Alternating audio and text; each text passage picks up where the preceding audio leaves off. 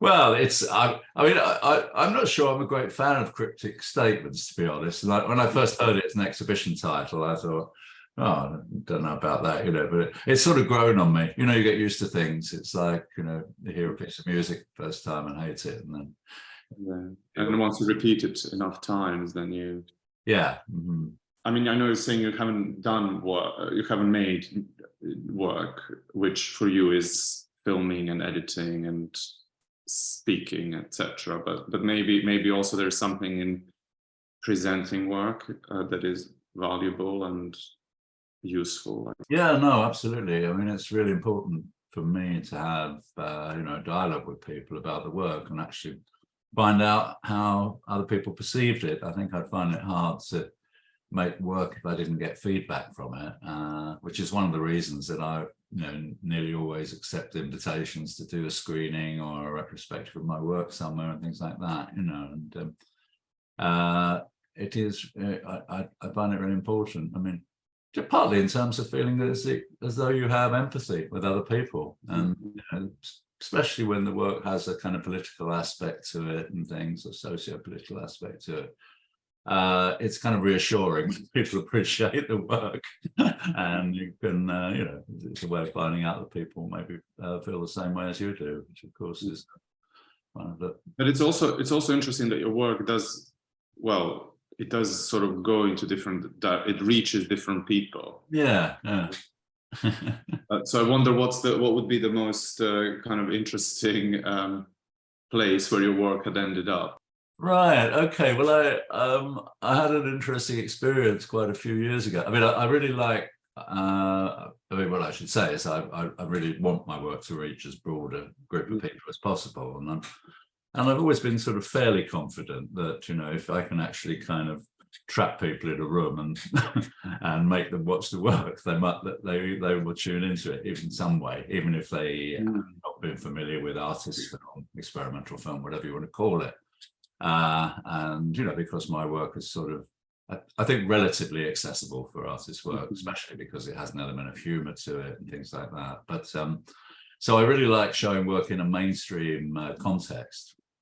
And a few years ago, I made a series of videos called Hotel Diaries, which were diary videos shot in hotel rooms, and they're not my easiest films, because they are.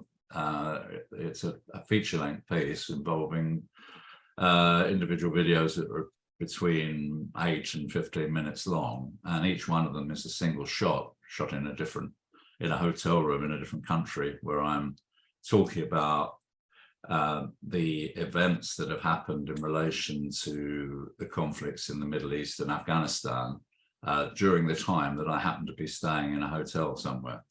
So I might be in Switzerland talking about Palestine, or I might be in Ireland talking about the American and British bombing Afghanistan, for example.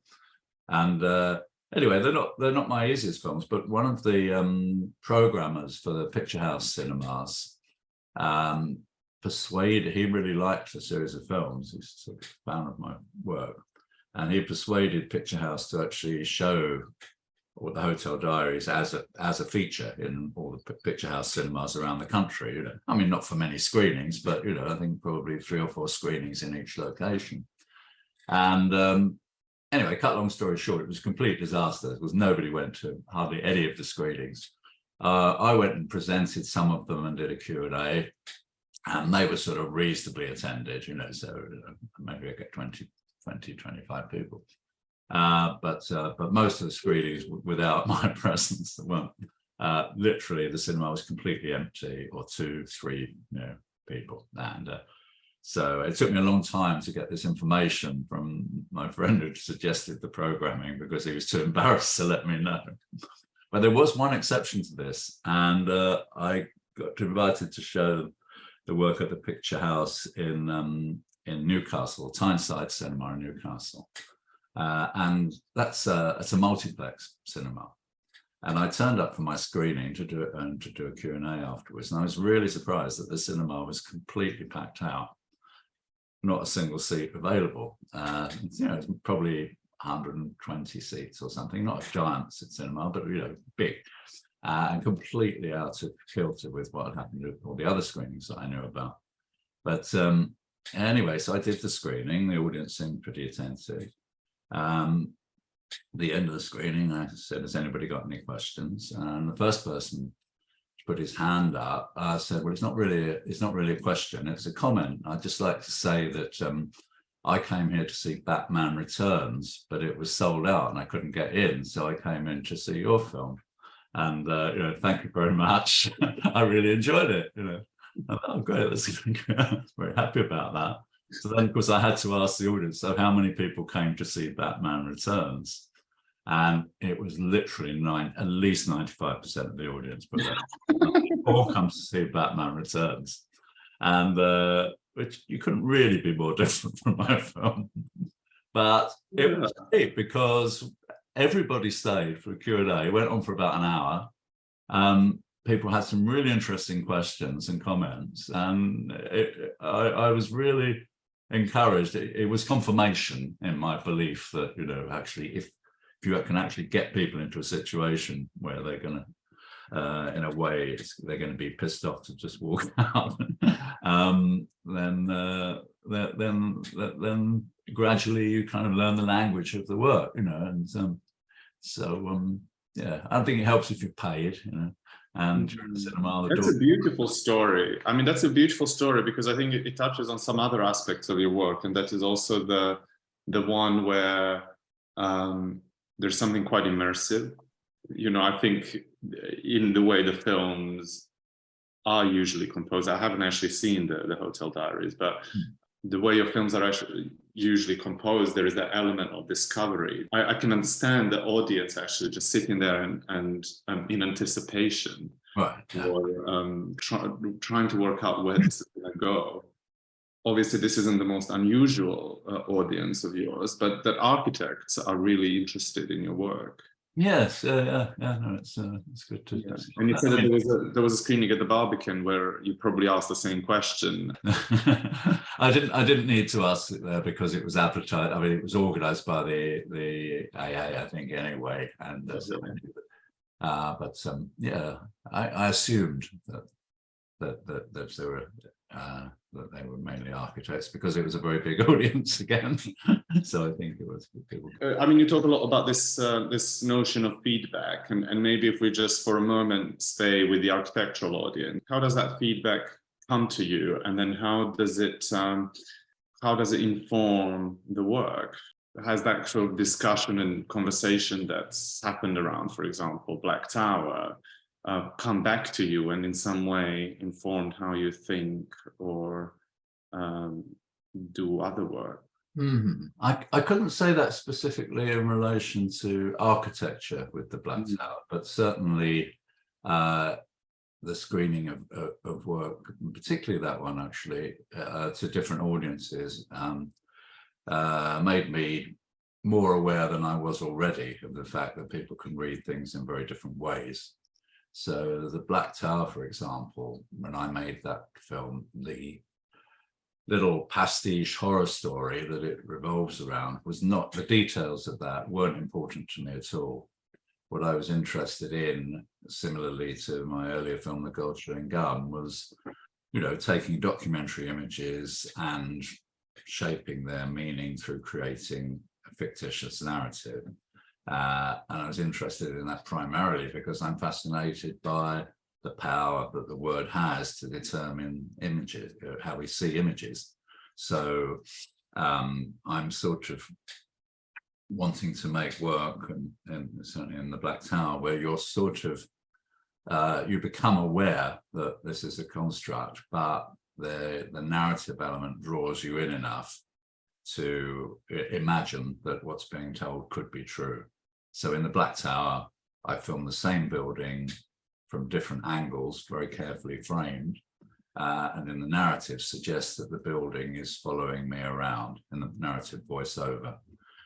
So, when I can see it over a graveyard. So I think, okay, the narrative has to include death. Oh, it's in the grounds of a hospital. It has to include sickness. And, sickness and death, they're great, themes in very common themes in narrative, so that's I can write my pastiche around them. But similarly, I could frame it by just, so there are only trees in the foreground of the shot. You can just see the town behind trees. So I think, the protagonist has to go to the country. So I wrote a narrative around the places that I could see the tower. But because that was a view from a house that I moved into in Leytonstone in the early 1980s. So it's kind of slightly autobiographical, and architecturally, we've all had that experience of a tall building, which we can see from lots of different angles. And I remember this happened with the Gherkin in London when that was first erected. I couldn't believe how many times I'd walk down the street and the Gherkin was at the end of the street, even though I was in a different, area of East London. But what I was going to say is that I wanted this narrative to be kind of, in places, psychologically immersive. I wanted the viewer to kind of get involved in the story, but then kind of simultaneously or consecutively be very aware that you're looking at something which is a complete artifice. But the details of the story itself were not important at all. And when I show the film, it still happens now, people always ask me about the story, and they say, what do you have a particular mental health, either issues of your own, or have you worked with people with mental health issues? And then I remember showing the film in Japan, and the film's got quite a lot of humor to it. But maybe a lot of that humor is to do with nuances of language. So I remember going to Japan and showing it many years ago, and somebody after the screening came up to me and said, "That is the most frightening film I've ever seen in my life. That is the most scary horror film ever," And several other people have said that to me as well. And the film's been written about in kind of horror film journals and things like that, so, which actually did really surprise me. And but in a way, it's stupid that it surprised me, because my work is based on the power of language, so why shouldn't my story draw somebody in that way, and I guess, we have these primeval things of the film, you're sitting in darkness, you have to imagine your own images, and of course, things in our imagination are usually more frightening than reality. I remember I asked you if the building is still there. Right. kind of overarching intrigue. Yeah. But it's not, right? No, it's not, and it's quite funny because I discovered actually that I try not to film architecture that I'm attached to anymore, because usually it gets destroyed. The cinema in the Girl Chewing Gum was demolished only 3 years after I made the film. In Blight, my own house is demolished, that I've filmed. I mean, I knew it was going to happen, but nevertheless, I wouldn't want to film the house I live in now, just in case, But what I was going to say, but with the Black Tower, yes, it was demolished only, I think, 2 years after I made the film.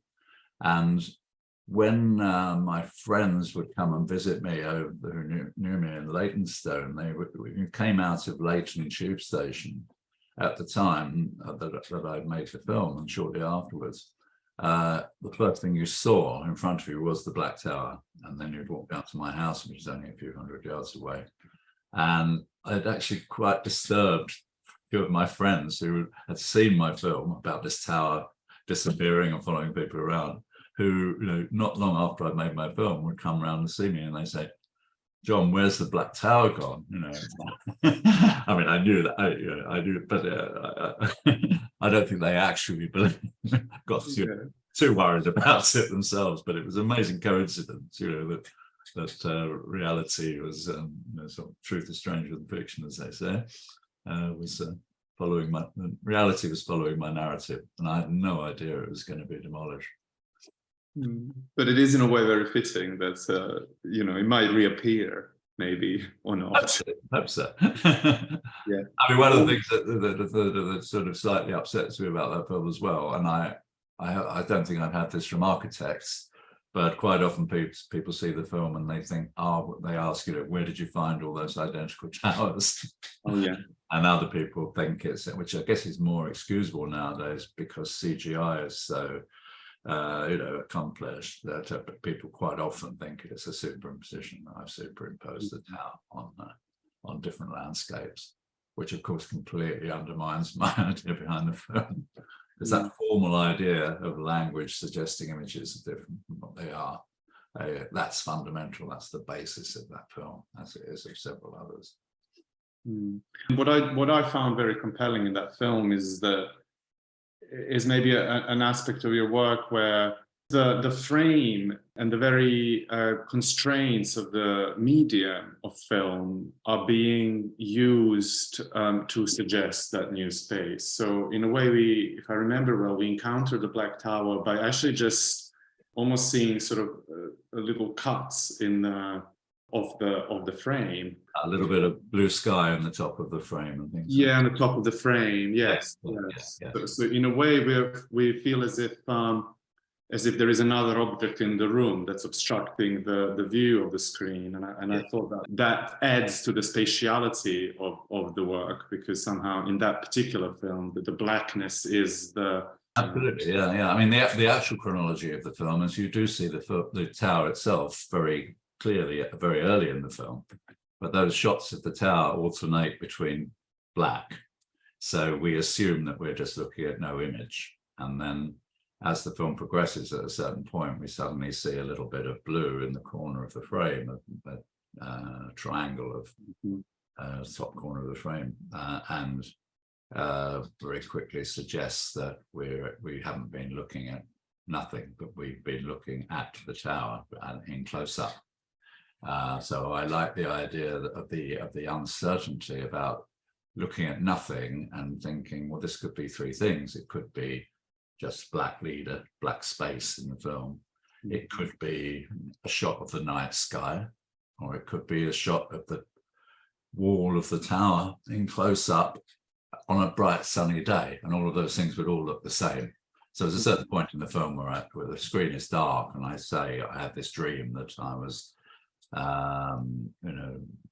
thinking I was in darkness, and then I saw a grey speck which remained in the same place when I moved my eyes. So I realized that I was facing a flat black wall.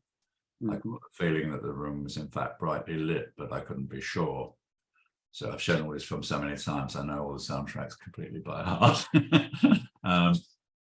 So that's the fascination for me. And similarly, there are other parts in the film which are just appear to be just flat color fields.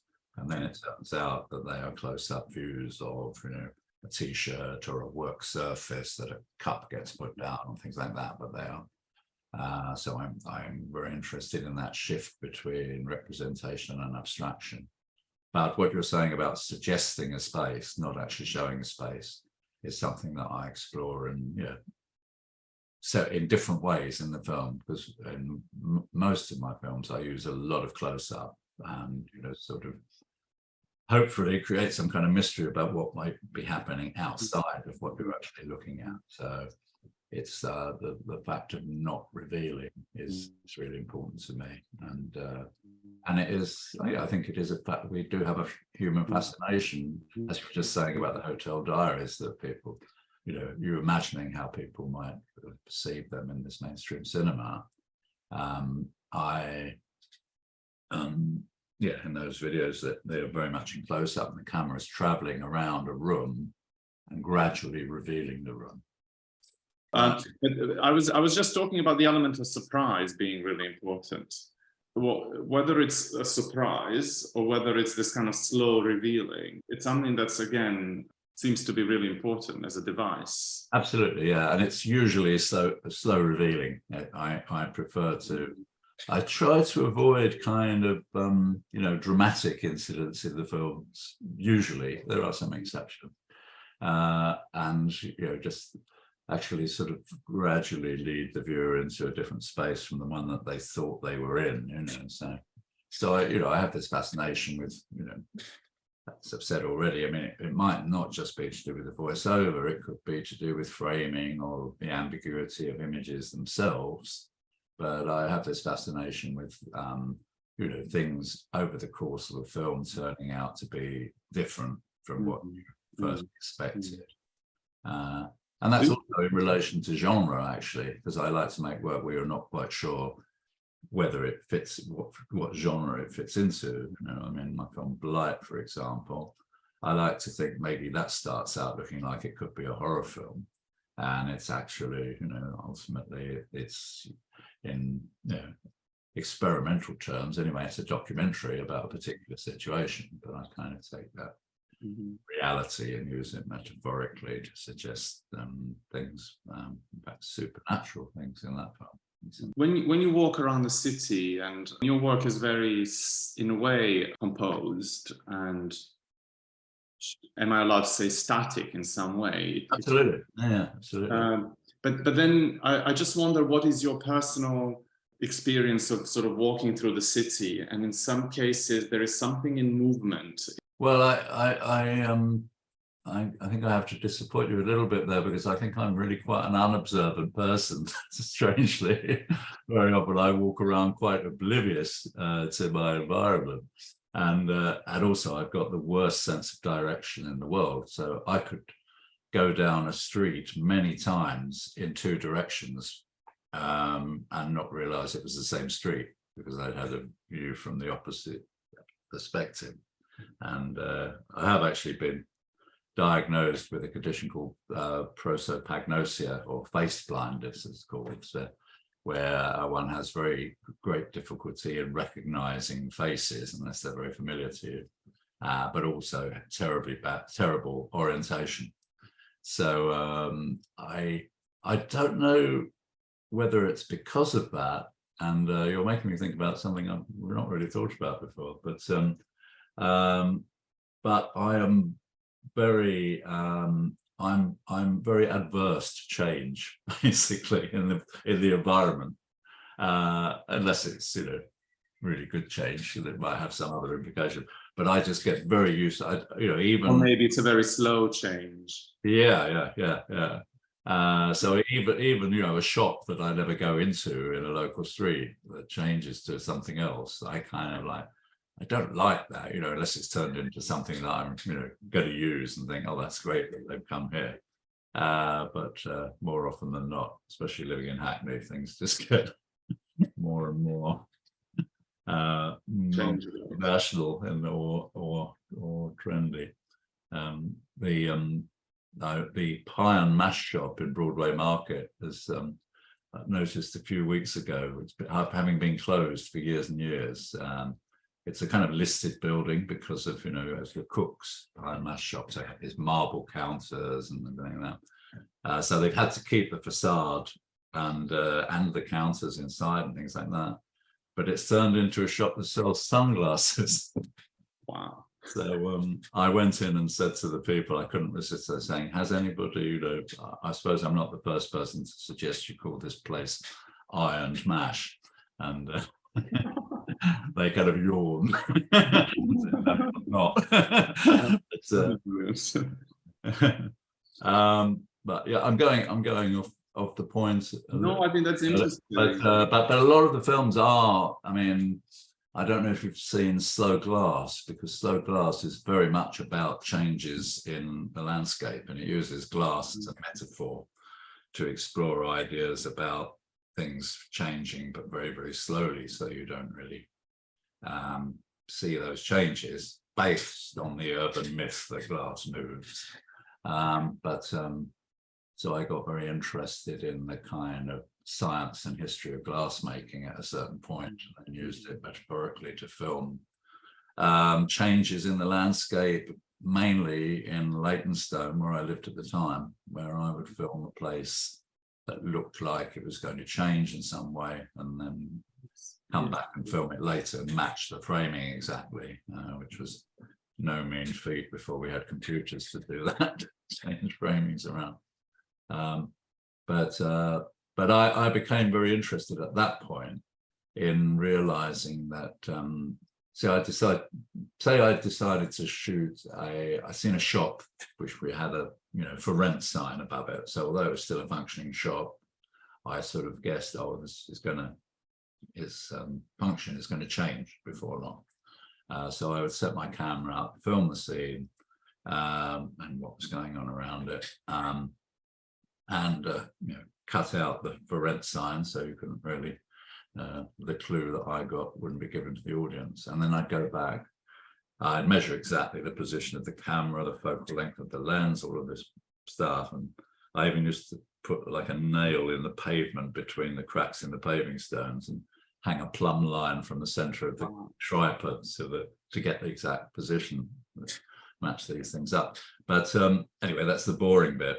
The interesting thing was that I would anticipate this change. And then when I went back to film the change, I'd realized that not only had the shop changed its function, but the street furniture had changed. They'd installed, different street lights, and this happened so many times with things that I would just never, ever have noticed, so I became really interested in this constancy of change that exists, in the built environment, which most of us are just not aware of, even in our local community, unless it's a dramatic thing.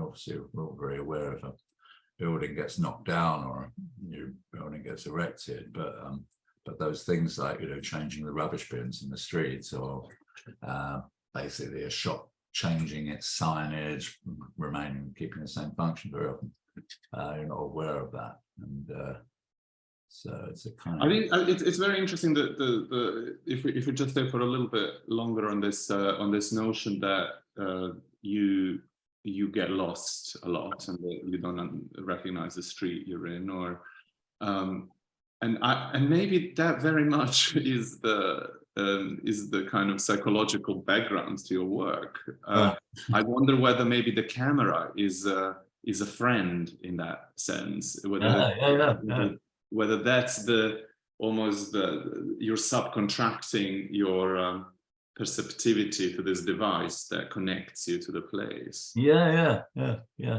think that's probably right. I mean, I was talking to somebody the other night actually about like basically domestic environment, when you share a domestic environment with somebody else.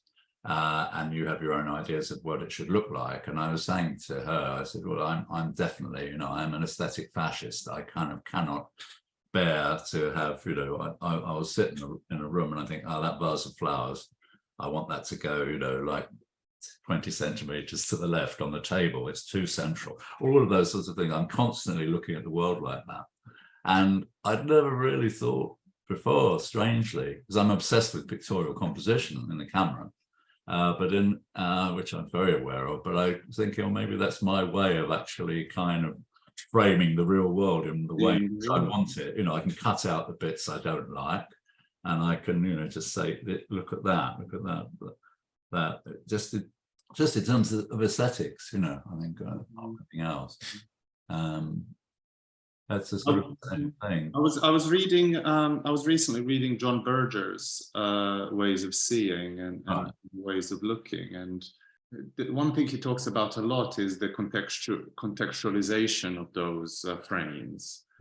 He starts by talking about observation, right? But actually he very quickly goes into the reproduction of image, decontextualization of image, looking at image in different contexts. And maybe this links to something that we've been talking about earlier, which is when the film is shown in a different context, in a different city, in a different environment, or to a people that perhaps don't expect to see it. Is there ever a consideration about the context in which some work will live? Absolutely, but primarily, I mean, the main one that I think about now is to do with the difference between the cinema and the gallery, or cinema and television actually as well. But I've made very little work for television, but certainly in terms of linearity is a big thing that comes into the work nowadays, because my work now, when I first started making films, the films would always be shown in an independent cinema context and very occasionally on TV. So they'd always be shown in a linear situation. And although, you can set up timed screenings in galleries and things like that, usually not many people will pay much attention to that, and they'll come in the middle of the film. So certainly nowadays, I do think when I make a new film, will that work if it's shown as a loop and people come in the middle of it? Which is, with some of my ideas, is quite challenging, because so many of them are to do with, in a way, they have a punchline to them. They kind of lead towards a reveal, and so that's quite difficult if you have the reveal to begin with. But at the same time, I get slightly irritated with myself that I'm trying to avoid having as many punchlines as I've had in the past anyway. I quite often don't like to, and I don't. The thing of actually ending on one kind of revelation at the end of the film, I think sometimes creates a danger that was the purpose of the film, rather than the fact that that's the way to end it. And what about socio-political context? I mean, maybe your work is becoming a bit more political. It's more overtly political than it was. Yeah, no, definitely. I think that's sort of changed really in the last 20 or so years. I think because of being, especially internationally, the world becoming so much of more of a depressing, anger-inducing place, and for which my own country is largely responsible for, in combination with some others. So for me, it was quite a big deal, or very big deal, when we went into Afghanistan with America, and then even bigger, of course, when we went along with the Iraq War, despite a million of us marching in protest against it. So I think around about that point, so maybe a little bit earlier, I felt a need to actually maybe be a bit more direct in the things that I say. I mean, I see the work as always having been political, but maybe more, certainly more formally. It's always been formally political. It's always in terms of, say, Brecht's ideas about distanciation and things. So it's always been really, really important to me that you don't get completely immersed in the idea of the pretend reality that you're seeing on the screen. I don't want to carry people along to such an extent that they can't evaluate what they're looking at during the process of looking. So I think all of the work really seeks to remind the viewer that they are looking at an artifice, and that goes right back to being indoctrinated those sort of ideas when I was very young, which have sort of remained very fundamental to me, actually. I think to be honest, if I'd gone to art school or film school 10 years earlier or 10 years later, I'd probably have a different basis for the things that I see as important in work. But I feel like you in some way you are a pioneer of a certain kind of filmic expression. Absolutely. And do you? I think so. And I mean, we use your work to teach our students about editing, about the power of words, about the power of creating space that's not on the screen, but it's maybe implied by the words, or it's created between the image and the words. Do you see that influence of your work? I do, actually. Yeah, I mean, I won't be modest about it. I do see that, and I see its influence over the years.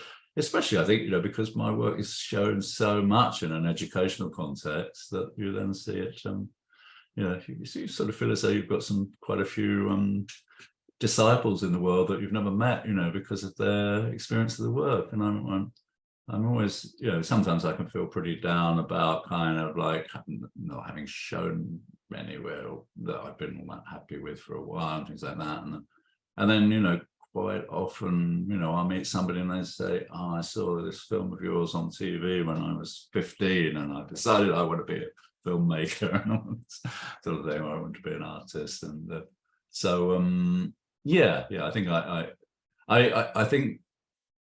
I think I sort of, at the time that I made the gold chewing gum, it kind of all goes back to then, really, and I'm sort of slightly, sometimes get a bit pissed off that that's my best known film, even though I made it as a 23-year-old student.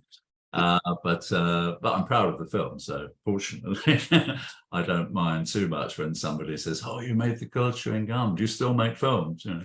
And I say, well, I've made about 50 or 60 since then, but well, that's the burden of doing a very good piece of work very early on. But what was I saying? About the influence of your work and I think, I mean, something which has now become very it's kind of certainly in terms of documentary, it's mundane, the idea about the crossover between fiction and documentary. And of course, that's what the gold chewing gum was interested in fictionalizing the documentary image. And there weren't people doing that at the time, not many anyway, certainly not within the world that I knew. So I kind of, although, you know, the ideas that film suggests are kind of old hat now, they kind of, at the time, they very much weren't, you know. So, I mean, I'm sort of embarrassed to say that I wrote a PhD thesis back in the 90s when the university I taught at asked me to do a PhD so I could teach PhD students because they didn't have anybody on the staff with a PhD. But that was not something I would have done otherwise. But my PhD thesis I called Real Fiction, and variations of those that kind of, is that a phrase in English grammar? You know, they're common parlance now. And at the time I thought, oh, that's an original clever title, which of course it's so one aspect of the work being in some way a reference is its so, well, it's the pioneering nature of it, the fact that it is one of the first things that spoke in that way, and as you said earlier, it is done in a way that it's very clear what it does. I think that's ultimately its value, and maybe what makes it so such a good reference is that the clarity of the message without the clarity. And actually it's so multi-layered in so many ways, that gold chewing gum. Well, it's interesting you say that, actually, because that film ended up, one of the reasons it became sort of well known in a wider context was that it ended up on a DVD called Cinema 16, which somebody put together of short films, largely by kind of well-known directors who made short films before they made feature films. So they had, you know, film by Ridley Scott, a film by Mike Leigh, a film by Peter Greenaway, and The Gold Chewing Gum. And almost all the other films were very, I mean, Greenaway is not exactly mainstream, but all the others were. And this video, because this DVD, because it included, you know, works by famous directors, got a lot of press in the mainstream media. And I remember, you know, the first one I saw in that vein was in Variety magazine. And their synopsis of The Gold Chewing Gum, which is perfectly legitimate, but not something I thought about at all, was, to begin with, it's called a comedy. I mean, it's always called a comedy in a mainstream concept. Okay. And they said it's a comedy about a frustrated film director who can't raise the money to make his own feature film. Wow. And you know, directs the world, you know. And I think, no, it could be, couldn't it? It's not at all, but and so, you know, we think it's clear, you know, but in fact, you can have a very different reading. And in that context, sometimes people think, well, I quite like the idea, but it just goes on too long, because they don't get the nuances of the development of the text as it goes along and the different ideas are introduced. They just think of it as this gag, you know. But it does develop. There are glitches, Yeah. and what maybe we could just talk about those glitches for a second. I mean, they're quite a critical device in the film. It's something that, again, this is the last time I'm going to say that I discuss it with my students, but I have this year spoken about those glitches, that in them you're allowing some space actually to be constructed that's not so well, that's not there. I mean, one being the and I don't know, but what's interesting is that with the glitches, again, I'm watching and I'm listening, and then I wonder, am I not seeing something? I mean, there are moments where I know it's a glitch, but then there are moments where I'm suspicious of my own perception. So when you say the boy will look at his watch and say something to his mother, that's not on the screen, is it? It is, but later. It is, but later, right? Later, it's in the last. So that's one of the things that happens. Everything that is directed happens, but there are a couple of places where it's out of sync. You probably noticed that earlier on I say I want the van marked University of London Senate House, and we see that later, you know. So and the man with the turban and the briefcase, we see them like a couple of minutes after I've actually described them. So I'm thinking about it. But there are two. The camera shows us the cinema cue 2 times, and the first time it's in wide shot, and the second time it's in close up. And when it's in close up, there's the woman looking at her watch, and the boy looking at his watch and yawning. And I say he's got a suede coat with a white imitation fur collar. You'll see her in that last shot. But you're probably distracted by the 3 animated boys, one of whom gives a V sign to the camera, and that's happening at the same time as those kids are doing stuff. But yeah, no, everything is actually there is everything is directed. The one thing and then are you actually in the countryside when you narrate that film? Could have been. Okay. I used to not tell people, but as we're in a kind of scholarly context, yes, I was. Yeah, that was the place I went to. I believed you then, so I assumed that was the. But I want you to doubt. That's the thing. I don't want you to doubt. So I'm glad you asked the question, because the one of the things about that is that the idea of film as evidence. So the last shot at the end of the film, which is in that place where previously I'd recorded the voice, is a 360-degree pan. So it reveals the whole of a space. It starts on a tree and ends up on the same tree. And if you remember, I previously described over the street scene some things that you do see in the picture, like the electricity pylons, the trees, but I also say that in the distance, I can see a middle-aged man in a brown duffel coat. He's got a dog with him, which looks like a Labrador, and I think he's got a helicopter in his pocket. And in the tree, about 20 yards away, I can see a large blackbird with a wingspan of about 9 feet. So these things are obviously absurdities, but I kind of like the idea of with the 360-degree pan, and I don't really expect anybody to tune into what I was thinking of, but in a way you can say, well, they weren't there because the camera looked all the way around, and saw that they weren't there. But you could also say, well, maybe the camera was pointing east and the man with the helicopter in his pocket was in the west, So I think I'm just thinking about the impossibility of photographic evidence as proving anything, and that we can't prove what is proved. I guess one moment when I really didn't believe you was the man had just robbed the local post office. Yeah, right. Yeah. Mm-hmm. And I think that at that point, the fiction kicked in, I guess, more. Yeah. It doesn't.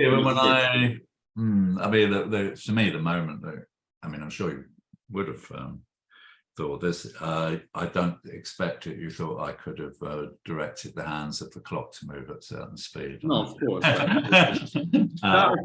Pigeons. But in terms of, you mean in terms of people? Yeah, I mean that I also read as a glitch. The clock. Because yeah, in film you do expect time to sometimes be compressed or expanded.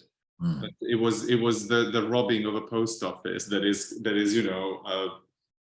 it's a thing. That's really pushing it, yeah. Well, it's kind of my reference to really at the end to mainstream cinema. I mean, curiously, the film that those kids are queuing up to watch is called The Land That Time Forgot, which is, as we say, as we were just talking about cinema is the land that time forgot, or it's the land that time was distorted. And on those references to the mainstream cinema, you say that in Cinema 16 you were in the context of some mainstream directors. And have you over the years had conversations with mainstream directors? Do you have any evidence of having informed or influenced some of the work that we see coming out of Hollywood? Well, I used to teach one or two of those people. I taught a guy called Joe Wright, who's a Hollywood director who made, sort of Anna Karenina and whether I influenced him or not, I don't know, but I was his tutor when he was at St. Martin's Art School.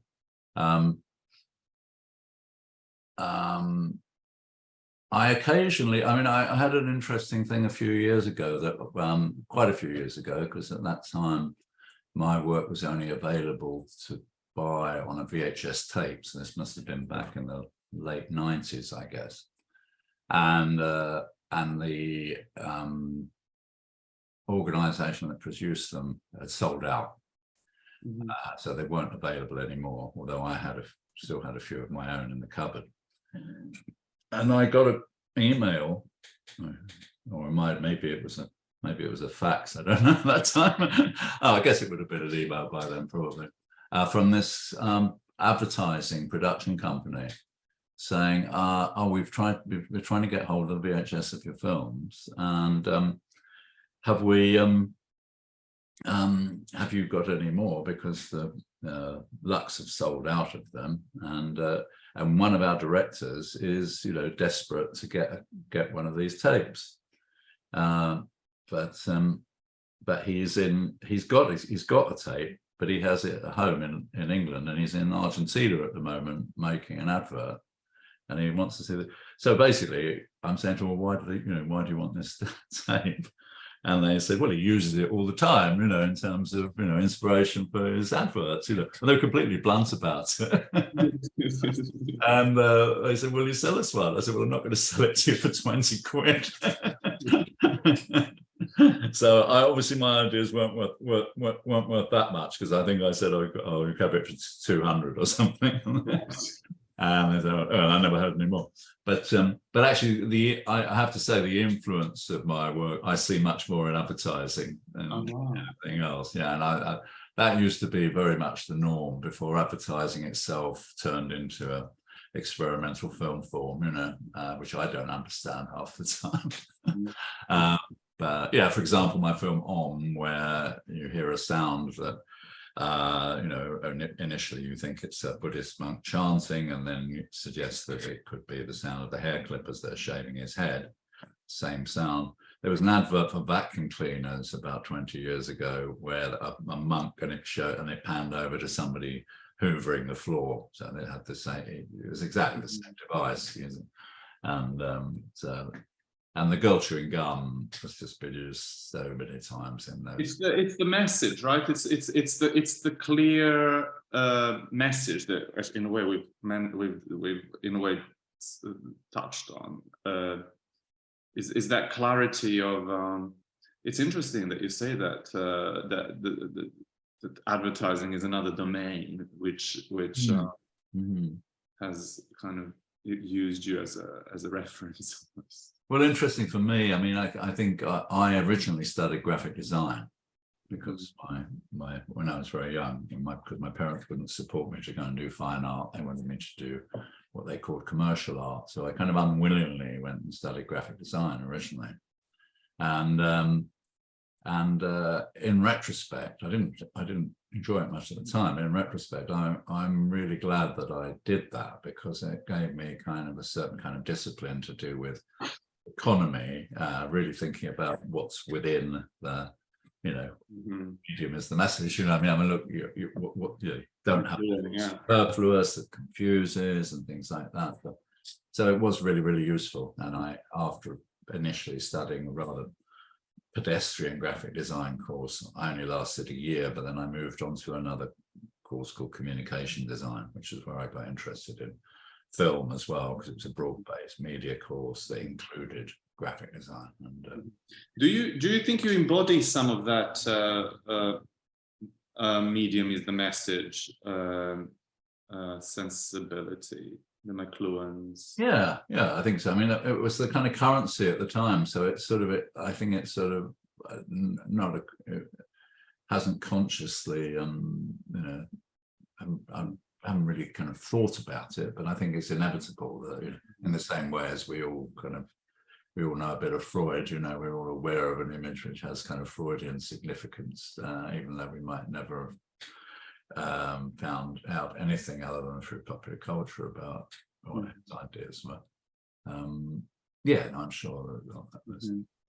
I actually, the question that I was about to ask earlier, and that I think we got sidelined, we went into like another direction, but one being the influence of your work coming through a piece such as Go Chewing Gum, that is so referenced and I think innovative and in a way pioneering.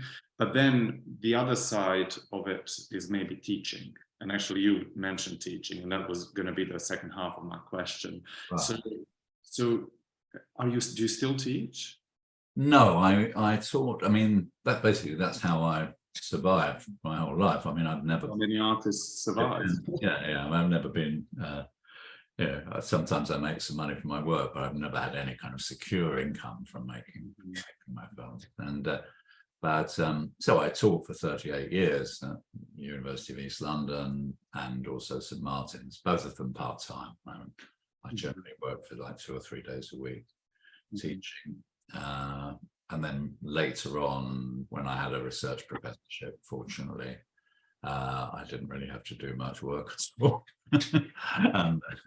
I'm sure you didn't just teach because you had to teach. No, I really enjoyed teaching. But that being said, I mean, as time went on, and as you know, I'm not sure what it's like at the AA, but certainly all the institutions that I'm familiar with, including the ones that I worked at, things have got considerably poorer in terms of the student experience as well as the staff experience, just in terms of the fact that resources have been cut down so much. So I eventually, I really used to enjoy teaching, but that was at a time when I knew all of my students, I knew everybody's name. And, when I first started teaching, I think we had a staff-student ratio of 10-1 or 8-1. By the time I left when I was 65, it was something like 65-1, I think, so it's a phenomenal difference. And I fortunately, for the last 10 years of my teaching, all I'd done was supervise practice-based PhDs, which I really enjoyed doing. And, I just had 2 or 3 students I would supervise who would come around to my house, and we'd have spend half a day talking and have a proper session. But at a certain point, I got asked to go back and teach on the BA again because of the cuts were really kicking in. And it happened to coincide with me being 65, so I decided I would leave at that point. But I still do visits, as I did to the AA. And I generally, if somebody asks me to do a visit, I'll do it because I miss I definitely miss the experience of having a dialogue with students. But John, you know, I don't know how the film teaching how that actually works methodologically, but I guess I am interested how do you teach? How can you teach film, or how do you teach film? Well, I've always been a bit make it up as you go along, you know, but it's changed immensely. So when I first started teaching, I worked with 16mm film. That was my specialism. Lots of students wanted to work with film. We had our printing and processing facilities of our own at the University of East London, what's now, at that time was North-East London Polytechnic. So an enormous amount of my teaching was basically based in technique. And I talk about, you know, I talk about concepts, of course, but really rooted in sort of, you know, a big part of it was actually showing people how to take a light reading, how to thread the film into the camera. You know, it's a lot of technical skill that you need in order just to get something which is sort of acceptable in front of you. So I have never, certainly in my regular teaching, incredibly rarely done lectures to big groups of people. I nearly always have one-to-one tutorials with people, and that's what I enjoyed, or, you know, or small seminar groups and things like that, where the students are actually where there's a dialogue with the students. I don't particularly like, unless I'm just talking about my own work or something, I don't really like pontificating, just not having a to and fro situation. But now it's entirely different, because videos come along which has, you know, there's much more kind of reliance on automation, and, you know, you can make a technically beautiful film on your phone without knowing nothing, you know, without knowing. Yes, but I think I mean there is a technical element, but there is also one thing I find, and of course we work with film, but they're architects, right? So we teach film as a method of observation, subversion of reality, and then in some way proposition of a new space. We do that with architects, and one thing I find in my own, let's say, if it is in some way teaching of film, is the difficulty of something that is really intuitive. You know, how long does something stay on the screen? The extra second is actually so crucial, and you really and you know, that's not technical. That, I mean, might be, I don't know, maybe there is a technique to how long something needs to be there to create a certain kind of relationship to that thing, but I find there is so much intuition, and there is so much intuition in terms of how two things or three things or a sequence of things will then formulate a thought. Absolutely, yeah. I mean, I'm fascinated by that as well, because, you know, certainly in terms of my own work, I'm sort of, you know, aspects of it, or many aspects of it, are very calculated, and others are completely intuitive. So, as you say, to do with timing, and it's hard to teach timing to people, I think. I mean, I generally have found that people always, but much more so now, that students are sort of scared of keeping something on the screen for too long, because they think the viewer will get bored, as they would say. And I'd like to eradicate that word from vocabulary. But also, one's experience of time is so different, of course. I mean, even I myself, when I make a new film and I show it for the first time, I very often think, oh, that shot's a bit long, you know, and I wish I'd cut that a bit shorter. But it's only because I'm not feeling confident about it in that first screening situation. Later on, I might even think I could have been a bit braver with that and left the screen for longer, you know. So it's that's one thing that fascinates me about filmmakers, that in order to be a good filmmaker, you constantly need to embody the viewer and the maker at the same time. I find that really fascinating. But don't you think, I mean, for me, it's people quite often ask me about that. They say, you know, do you make, because you do occasionally get people who lie and say, I don't care about an audience, I don't care whether people, maybe that's unfair, but it's hard for me to believe that anybody doesn't care about how people perceive their work. Yeah, for people very often ask me about, what do I, am I thinking about the audience when I make the work? And I say, yeah, of course, I'm absolutely thinking about the audience. And when I'm duration that we're just talking about at the moment is sort of very central to that. I'm thinking, how long can I hold this on the screen? Because I want to create a sense of anticipation before something, but also I don't want people to switch off or, so you're playing around it. But the audience that I'm thinking of, the person who's making that judgment is me, the audience. So I'm just imagining that, I'm looking at this film. I try and distance myself from the fact that I made it. I try to look at my film as if I'm looking at a film somebody else made. And I guess I have the confidence to think, well, if I like a film that looks like that, then there must be quite a lot of other people who will feel the same, We're not unique in terms of our taste and perceptions. When Toni Morrison was asked about teaching a writing course somewhere in America, I'm not sure who asked her, but it was how can you teach someone to write? It's a creative discipline. It requires this controversial word, talent. We don't need to talk about that. But the question was, how do you teach someone to write? And actually she said, well, I don't. I actually teach them, even though the course is called the writing course, actually what I teach them is how to read. And it's in that perhaps you become a good writer. So I wonder whether there is, if we for the moment go back to the teaching or education of a filmmaker, what's the importance of learning how to watch?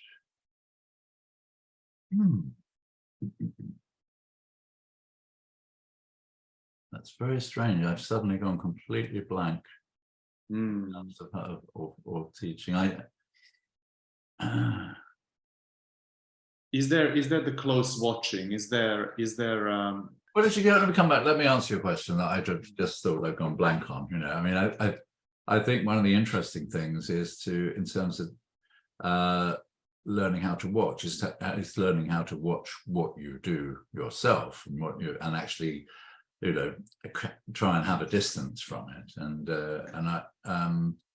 I remember when I very first was teaching, I'd only been teaching for a very short while, and a student showed me this rather conventional film, like shot in their flat, and it was a narrative of some kind between several characters, and but featuring quite strongly in several shots in the film was like a shop window dummy, a female shop window dummy, which was wrapped around with bits of barbed wire. And I said to him, what the hell is that about? And he said, what do you mean? And I said, that the dummy wrapped with barbed wire. And he said, oh, that's just in my room. that's a bit of decoration in my room. And just hadn't thought for one moment that this had such a potent significance in terms of the reading of the meaning of the film. And I mean, that's an extreme example, but I think that's really common with student work, that you very often don't realize what the kind of peripheral meanings that one gets from things which are kind of everyday to you, a part of your own life experience, but which to somebody else will could be quite mysterious or even disturbing. Or embody, religion. Yeah, absolutely. Yeah, religion. Well, religion is quite a common one, I would say. But yeah. But maybe but maybe on that,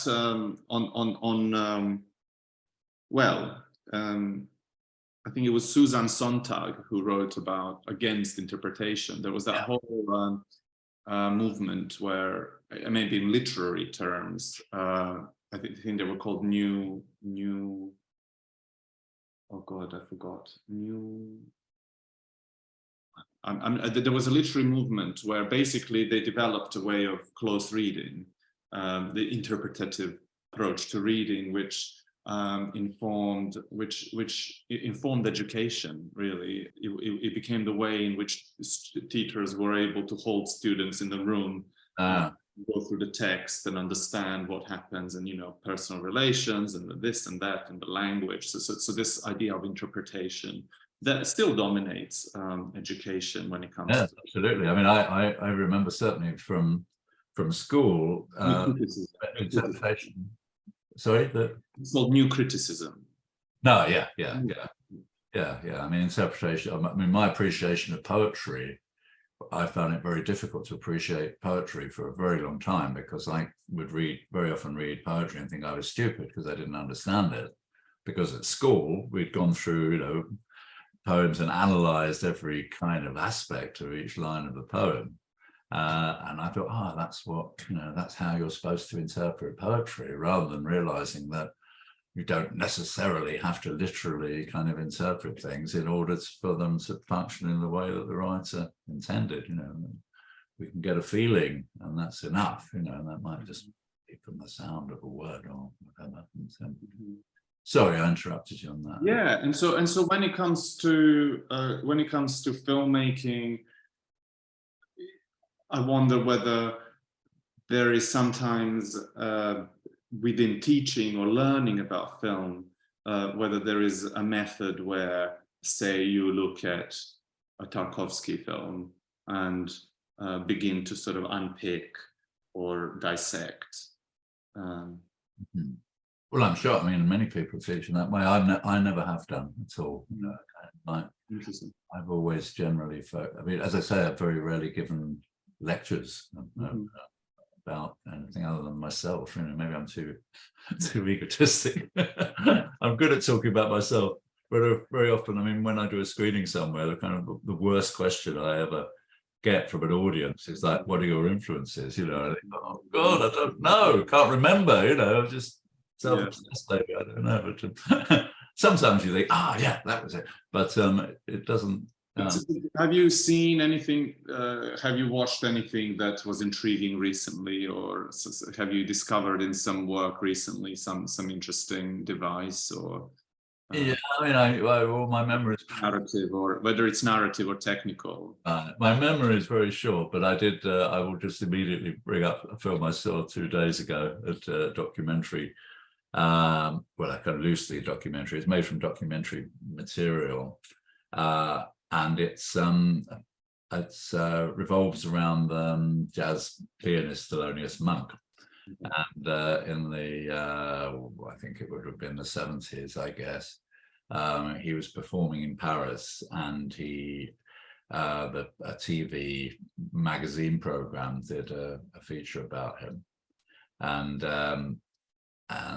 where he played music, and there was a bit of interview in it. And anyway, the filmmaker of this film had the film that I saw had discovered the rushes, all the material, all the outtakes from this program they made about Monk, and reconstructed it to sort of in an impressionistic way to suggest the kind of abuse that he experienced at the hands of the film crew and the interviewer, who just kind of were using him as an object. It's like extraordinary, and there's a sort of underlying racism to it, as well as anything, as well as the fact that I would imagine they probably would have abused most people. But it was very interesting the way in which it was cut together in order to sort of suggest.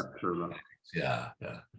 So, for example, the interviewer is asking a kind of he wants to get an answer to a question that Thelonious Monk isn't giving him, and he's getting frustrated, so he's like quite aggressively asking this question, and it cuts between that and a shot of Thelonious Monk's face, which is pouring with sweat. He's just completely still, but pouring with sweat, and so it suggests that it's it suggests it's a response to the interviewer, where in fact it's pouring with sweat because he's very vigorously been playing the piano, as we see later on. And so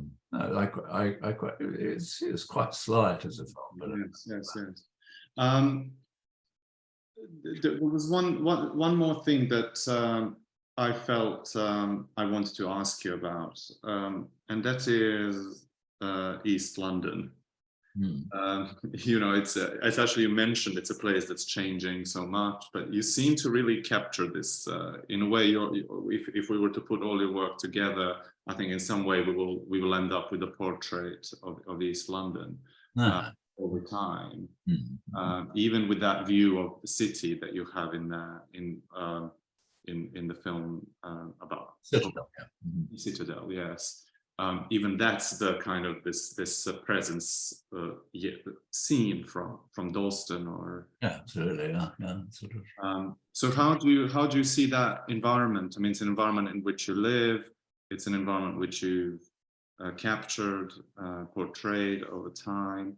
I mean, I think about it in retrospect, but at the time, I'm not setting out to make, generally, apart from the remake I made of The Girl Chewing Gum 35 years later, apart from that, I'm not thinking about portraying East London, or I'm thinking about the places that I'm familiar with myself and which are my personal experience. So, I mean, all my films were shot in East London up until a certain time ago, when I started traveling, going to film festivals, going to other countries much more.